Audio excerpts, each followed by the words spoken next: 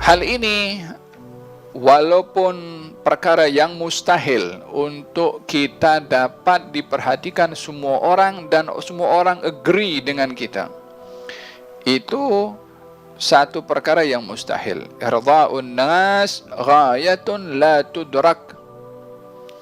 Mencari semua orang supaya puas hati dengan perbuatan kamu, itu tujuan yang mustahil.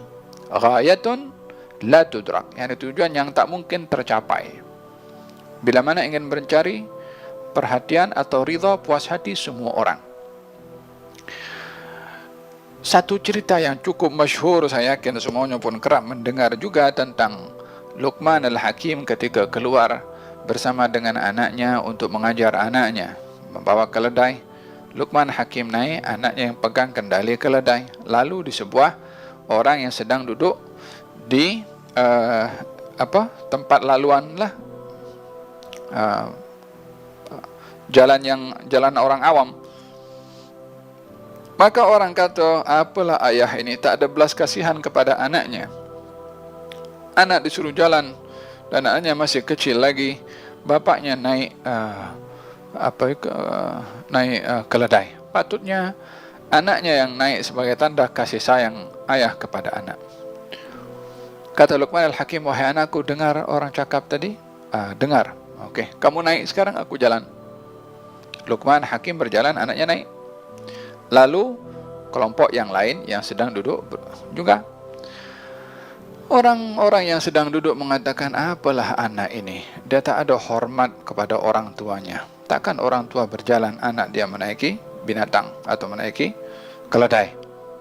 Tak ada hormat kepada orang tua. Dengar wahai anakku, kata Luqman al-Hakim, dengar ayah, jom kita naik sama-sama. Naik dua-dua. Lalu di kelompok satu lagi, orang-orang pun mengatakan juga, apalah ini, satu keledai dinaiki dua orang. Tak ada belas kasihan kepada keledai. Dengar wahai anakku, dengar apa? Jom kita turun dua-dua. Lalu kelompok yang keempat, kelompok itu mengatakan, apalah orang ini, ada keledai tapi tidak dinaiki.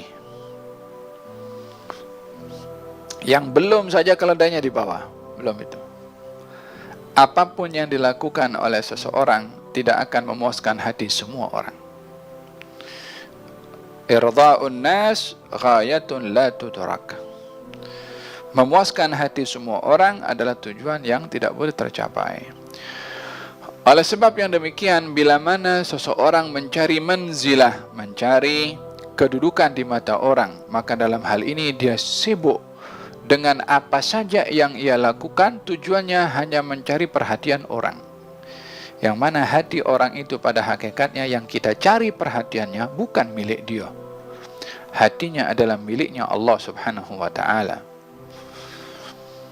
Sehingga bila mana seseorang itu mencari sesuatu daripada orang lain yang dia tidak memilikinya, maka dia mencari sesuatu yang hilang, yang tidak wujud pada akhirnya.